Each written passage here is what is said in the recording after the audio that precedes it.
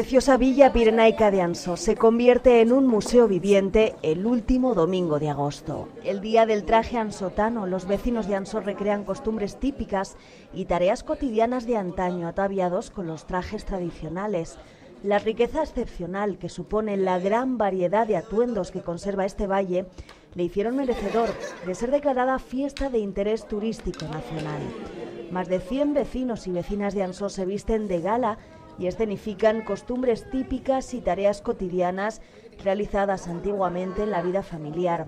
De esta forma, el visitante puede apreciar muy de cerca la belleza de los distintos trajes. De bautismo, periquillo, cofradía o saya son algunos de los que cada año se pueden contemplar durante el día del traje típico ansotano desde hace más de 50 años, así como los cuadros que pintó Sorolla. La naturaleza proveyó de los elementos necesarios, la lana y el lino principalmente. O también puede sustituirse con un pañuelo de novio de seda natural.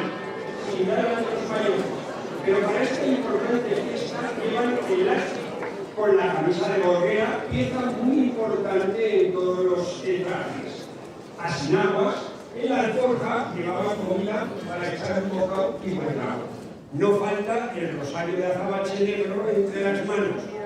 La novia lleva camisa de gorguera, las mangas sujetadas con manguitos, con traje de fiesta, que lleva las arras en una bolsa que se llama la bolsa de las